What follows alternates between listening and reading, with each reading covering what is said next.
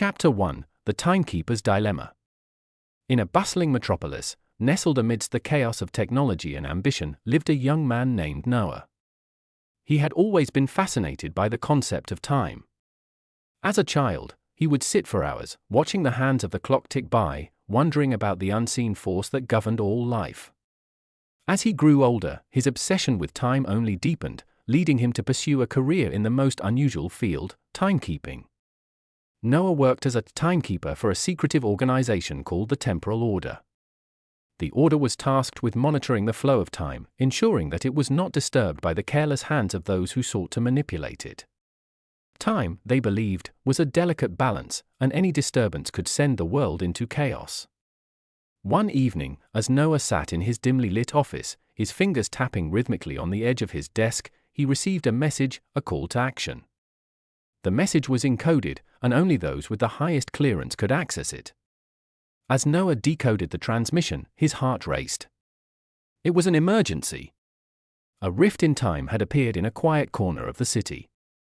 The Temporal Order had detected the anomaly, and Noah was the only one capable of resolving it. Without hesitation, he gathered his belongings and headed out into the night, the weight of the responsibility heavy on his shoulders. Chapter 2: The Anomaly. Noah arrived at the location mentioned in the message, a small, unassuming alleyway behind a forgotten library. The streets were eerily quiet, the hum of the city's heartbeat faint in the distance. As he stepped into the alley, the air grew thick, charged with an unfamiliar energy. A faint glow emanated from the center of the alley, where a swirling, translucent vortex hovered above the ground. The anomaly was unlike anything Noah had ever encountered. He had read about rifts in time, but seeing one in person was something entirely different. It was beautiful, yet unsettling, like a portal to another world, one that existed just beyond the veil of reality. Noah approached cautiously, his heart pounding in his chest. He knew that time was a fragile construct, and any disruption could have catastrophic consequences. The vortex pulsed in rhythm with his heartbeat, its colors shifting from soft blues to fiery reds. The more he stared at it, the more he felt an inexplicable pull, as though it were calling to him. "Stay focused," Noah whispered to himself. "This is no ordinary anomaly." He reached for the device at his belt, a small, silver pocket watch with intricate engravings. It was his most trusted tool, capable of stabilizing temporal anomalies. As he held it in his hand, the watch's hands began to spin erratically, confirming his suspicions. This rift was no accident. It had been deliberately created. With a steady hand, Noah activated the watch. A beam of light shot out from its center, aimed directly at the vortex. The swirling colors of the anomaly flickered and wavered as the light made contact, stabilizing the rift for a brief moment. But as Noah focused all his energy on the task, something unexpected happened. The rift began to grow larger, its power intensifying. Noah's heart skipped a beat. Something was wrong. He had never seen an anomaly react like this before. Suddenly, a figure emerged from the rift, stepping into the alley as if it were a mere doorway. The figure was cloaked in shadow, their face hidden beneath a hood. Noah's pulse quickened. This wasn't just a random rift, this was a purposeful breach, and whoever, or whatever, had caused it was standing right in front of him. Chapter 3: The Stranger. The figure stood motionless for a moment, their presence sending a chill down Noah's spine. The vortex behind them continued to pulse, growing more unstable by the second. Noah had to act quickly, or everything he knew would unravel. "Who are you?" Noah demanded, his voice steady despite the rising panic within him. The figure did not respond. Instead, they took a step forward, their eyes glimmering with an otherworldly intensity. It was clear that they knew something Noah did not, something that put them in control of the situation. Without warning, the figure reached up and pulled back their hood, revealing a face that seemed strangely familiar. It was a woman, her features sharp and elegant, her dark eyes filled with a sadness that Noah could not comprehend. She was older than him, but not by much, and yet there was something ancient about her presence, something that spoke of a lifetime lived beyond the confines of ordinary time. "You don't understand," the woman said softly, her voice like a distant echo. "Time is not what you think it is." Noah took a cautious step back, his mind racing. "What do you mean? Who are you?" "I am Elara," she replied. "And I am here to warn you." The rift behind her flickered again, and Noah could feel the fabric of reality itself beginning to tear. The very air around them seemed to warp and bend, as if the alley was no longer part of the world he knew. "You have to stop this," Elara continued, her tone urgent. "The rift is not an accident. It was created by someone who wants to destroy time itself." Noah's mind struggled to process her words. Destroy time? How could that even be possible? Elara stepped closer, her eyes locking with his. "You are the Timekeeper. You have the power to stop them, but only if you understand the truth." Chapter 4: The New Reality. As Elara spoke, Noah began to see flashes of images, visions of distant places, alternate timelines, and worlds beyond his own. He saw himself in different forms, in different lives, all intertwined with the fate of time itself. Each vision was fleeting, but the message was clear: the fabric of time was not fixed, and those who understood its true nature had the power to shape it. "You see," Elara explained, "time is not linear. It is a vast web, stretching across dimensions and possibilities. But there are those who seek to control it, to twist it for their own gain." Noah's mind spun. The implications of what she was saying were overwhelming. The temporal order had always taught him that time was sacred, unchangeable. Yet here was Elara, claiming that time could be manipulated, reshaped. "You're saying someone is trying to destroy time itself?" Noah asked, his voice barely a whisper. Elara nodded.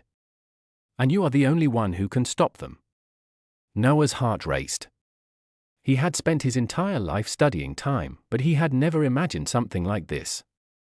The stakes were higher than he could have ever anticipated. Chapter 5: The Path Forward. Noah knew that his life, as he knew it, had just changed forever. The path ahead was uncertain, filled with dangers he could not yet comprehend. But one thing was clear: he could not face this alone. He would need Elara's guidance if he hoped to stop whoever was behind the rift and prevent time from unraveling. Together, they would have to delve into the mysteries of time, navigating through the past, present, and future to uncover the truth. But as they stepped forward into the unknown, Noah couldn't shake the feeling that time itself was watching them, its eyes always on the brink of collapse. Chapter 6: The First Test. Noah stood still for a moment, contemplating the gravity of what Elara had said. Time was not fixed. It could be manipulated. The implications were staggering. He had always seen time as a rigid, linear force, something to be measured, observed, and kept in check. But now, everything he knew was in question. Elara seemed to sense his hesitation, her gaze steady and reassuring. "You must understand, Noah. Time is not the simple, predictable flow you've been taught to believe in. It is a living entity, a fabric that can be molded by those with the knowledge and power to shape it." Noah's mind raced as he tried to grasp the enormity of her words. He had been trained to understand time in a very specific way, but now it seemed there were deeper layers, hidden truths that had been kept from him. The very foundation of his life had been built on an illusion. "How do you know all of this?" Noah asked, his voice full of disbelief. Elara's eyes darkened slightly, and she looked away, her expression distant. "I once lived in a time where this knowledge was common. But that time no longer exists. It was destroyed, just like the timeline that I came from." The weight of her words hit Noah like a wave. Destroyed? A timeline, destroyed. He felt as though he was unraveling, his grip on reality slipping. How is that even possible? Through the manipulation of the rifts, Elara explained, her voice tinged with sadness. "The very thing we are facing now. Someone has been opening rifts, altering the flow of time, causing irreversible changes. Each rift that is opened creates a fracture, and over time, those fractures can destroy entire worlds, entire timelines." Noah's breath caught in his throat. He had known of the existence of rifts, but he had never imagined that they could hold such destructive power. "And the person who's doing this? Do you know who they are?" Elara shook her head. I do, but I cannot explain it yet. The truth is more complicated than you realize. All I can say is that the one responsible for these rifts is closer than you think. And you are the only one who can stop them. The urgency in her voice sent a chill down Noah's spine. He had to act quickly. But how? How could he even begin to understand something so vast and complex? As if sensing his doubts, Ilara stepped closer to him. You don't need to understand everything right now. But you must trust me. I will guide you. But first, we need to locate the first rift, one that will lead us to the source of this disturbance. Noah nodded, steeling himself for what was to come. He had no choice but to trust her. There was too much at stake, and time was running out. Chapter 7: The Timekeeper's Journey. Ilara led Noah through the streets of the city, their path winding through alleyways and back streets. The world seemed eerily quiet, as if time itself had slowed, holding its breath in anticipation of something inevitable. The lights from street lamps flickered as they passed, their shadows dancing across the walls in a way that made Noah feel as if they were walking through an altered version of reality. We're heading to a place known as the Nexus, Ilara explained. It's a hidden location where several rifts have converged in the past. If we can find the first rift, we can track its origin. Noah glanced at her, his curiosity piqued. How do you know so much about this? Ilara's expression softened. I was once a timekeeper, just like you. But I was part of a different order, one that studied the nature of time beyond the bounds of the material world. We sought to understand the very essence of time itself, its origins, its flow, its potential for change. But our experiments attracted the attention of those who wished to control time, and everything we built was destroyed. Noah felt a pang of empathy for her. The more she spoke, the more he realized that her journey mirrored his own, except she had lost everything in the process. Her warning had been clear: the power to manipulate time was a dangerous one, and there were those who would stop at nothing to control it. As they approached a seemingly ordinary building, Ilara stopped and motioned for Noah to follow her. She led him down a narrow staircase that descended deep beneath the city into an underground chamber. The air grew colder as they moved, and the walls were covered in strange symbols that Noah couldn't quite make out. This is the Nexus, Ilara said, her voice reverberating in the stillness. It's a place where time converges, where the boundaries between different timelines are thin. It's here that we can find the first rift. The chamber was filled with an eerie glow, the light coming from an intricate device in the center of the room.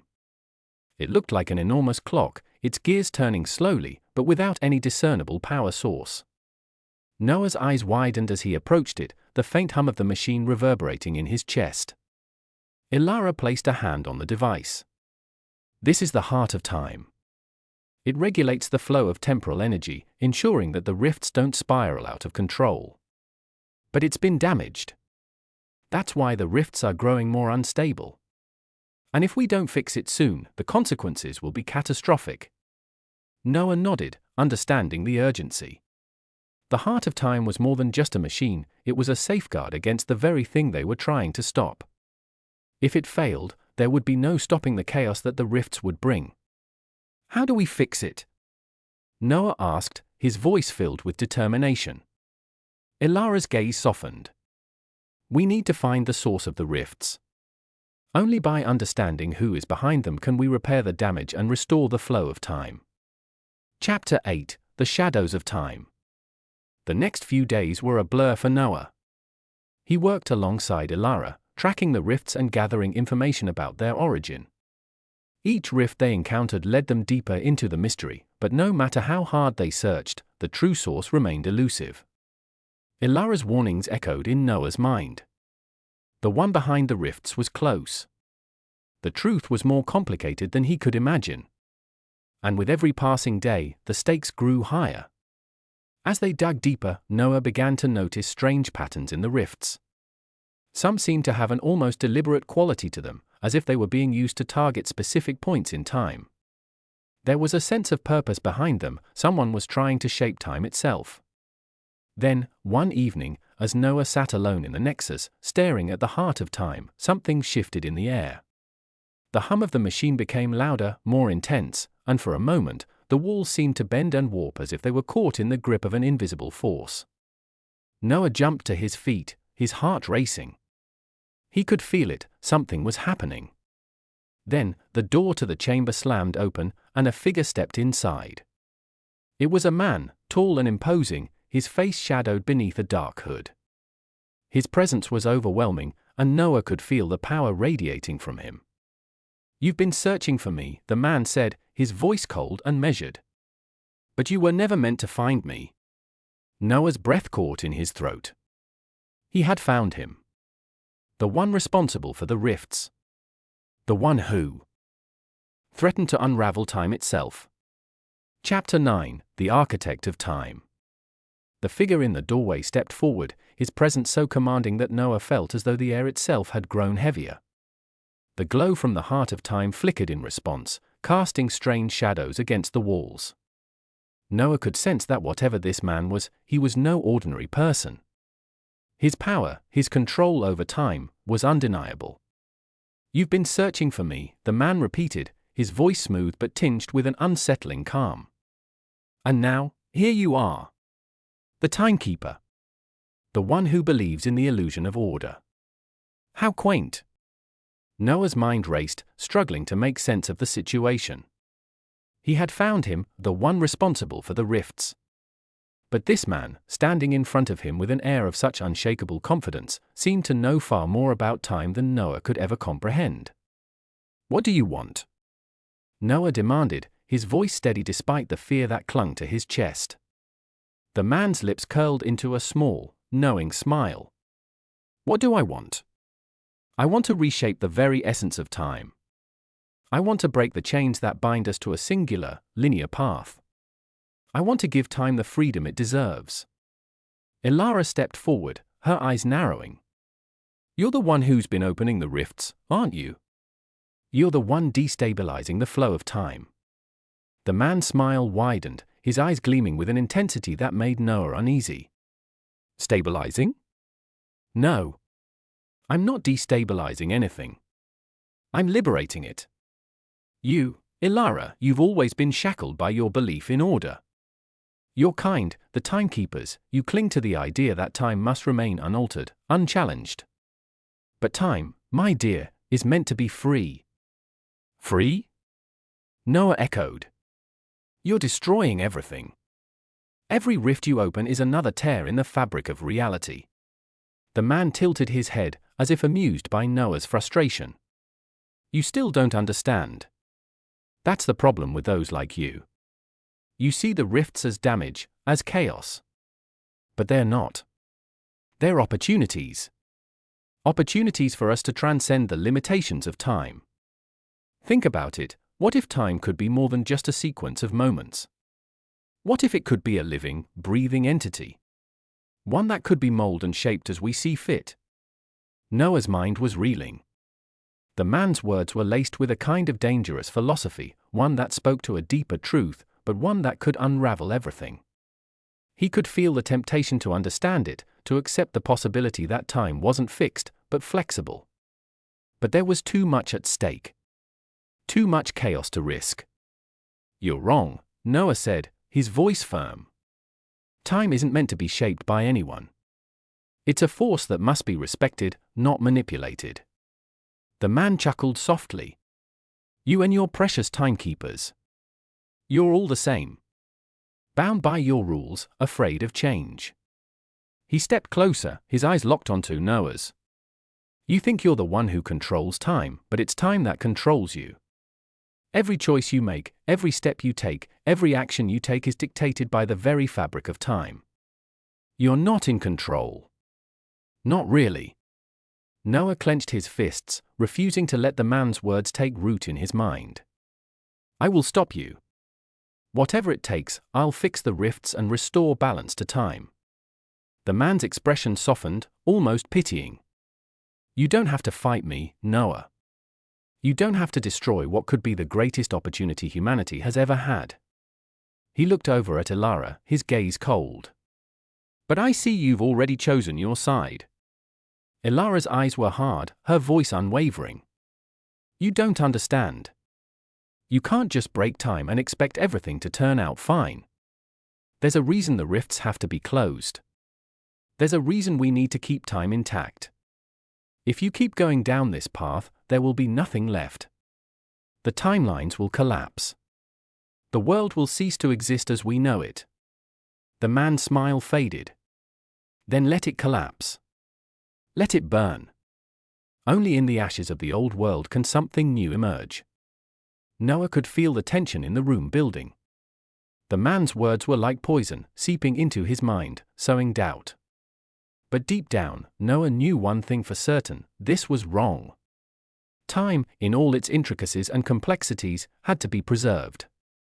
If it was reshaped by someone like him, it would lead to chaos beyond imagination. I won't let you do this, Noah said firmly. The man's eyes flickered with something, perhaps frustration, perhaps admiration. Very well.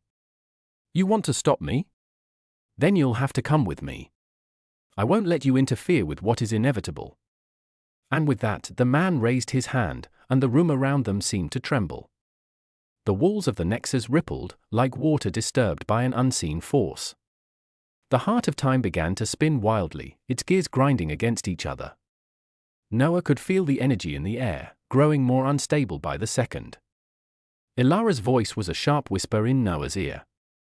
We need to stop him now. Before it's too late. But it was already too late. Chapter 10: The Breaking Point. Without warning, the man extended his hand toward the heart of time.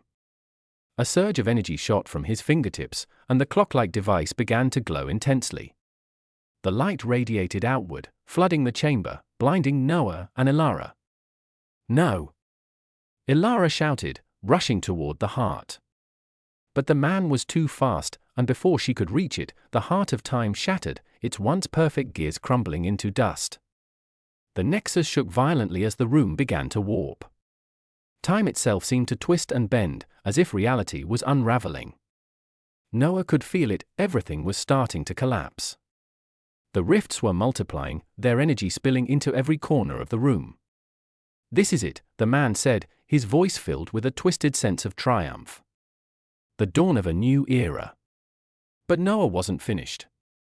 He could feel the weight of his responsibility, the duty to protect the flow of time. With every ounce of his strength, he called upon the last of his power, activating the device at his side, the silver pocket watch. The watch began to glow, its hand spinning rapidly, trying to stabilize the chaos. But it wasn't enough.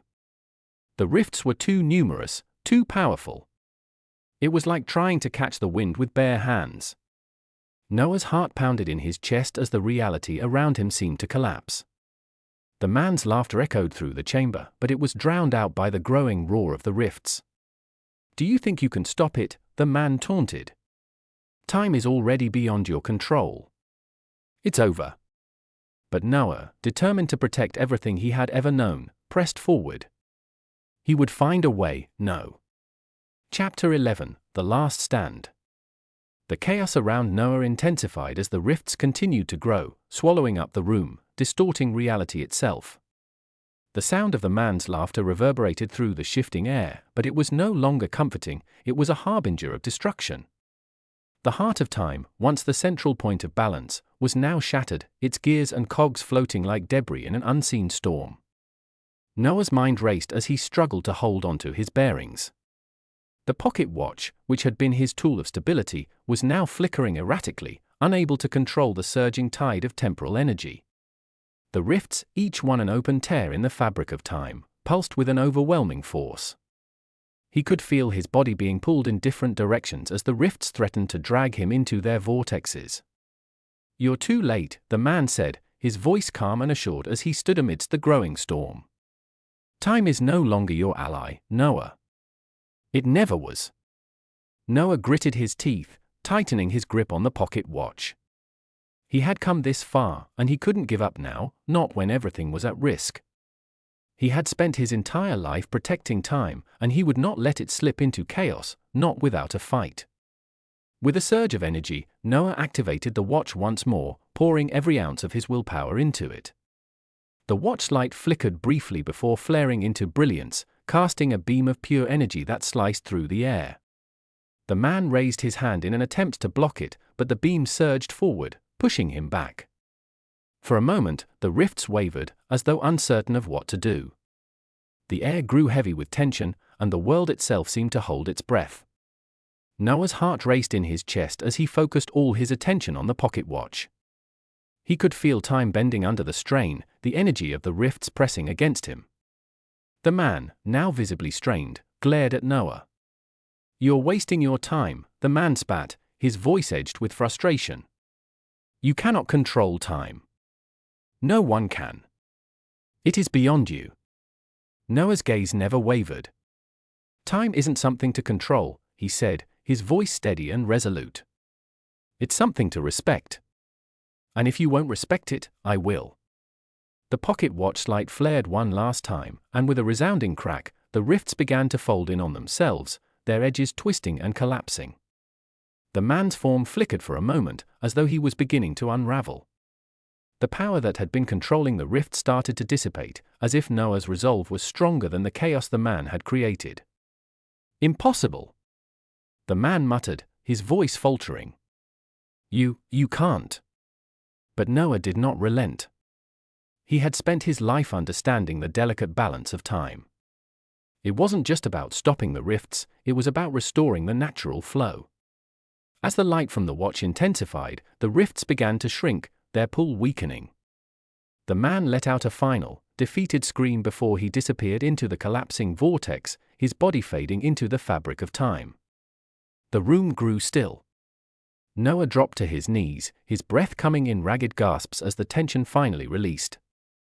The air felt thick with exhaustion, but it was a strange, peaceful kind of exhaustion. The rifts were gone. The heart of time, though damaged, remained intact, its gears slowly beginning to turn once more. Ilara stepped forward, her eyes filled with both relief and sadness. "You did it," she said softly. "You stopped him." Noah looked up at her, his face pale but resolute. "We stopped him. But at what cost?" Ilara whispered, her gaze moving to the wreckage around them. "The damage to time is still there. The fabric, it's torn." Noah stood, his knees trembling slightly, but he stood tall. "I'll fix it. We'll fix it. We can't undo everything, but we can restore what we can." Ilara nodded, her expression softening. "You're right. It's not too late. But we'll need to work together to rebuild what's been broken." Noah glanced at the remnants of the Nexus, then back at the pocket watch in his hand. It was still glowing, though its light was now faint, as if exhausted by the battle. But he could feel its power, its potential. Time, even after all that had happened, still had a rhythm, still had a chance to heal. "We will," Noah said. "We'll rebuild. Together." Epilogue: The rebuilding of time. Months passed since that fateful night in the Nexus. The world, though scarred, was slowly healing. The rifts had been closed, and though the damage to the fabric of time was still apparent, there was a sense of hope in the air. Noah and Ilara had worked tirelessly, using their combined knowledge and skills to stabilize the flow of time. The Nexus was rebuilt, and with it, a new generation of timekeepers was trained, ones who understood not just the rules, but the responsibilities of time. The pocket watch, now a symbol of their victory, remained in Noah's possession. Though its power had been tested to its limits, it was still a reminder of the balance that had been restored. Time was fragile, but it was not invincible. It could be broken, but it could also be healed. Noah had learned that time was not just a force to be managed, but a force to be understood. And as long as there were those who respected it, it would continue to flow, one moment, one heartbeat, at a time. The end.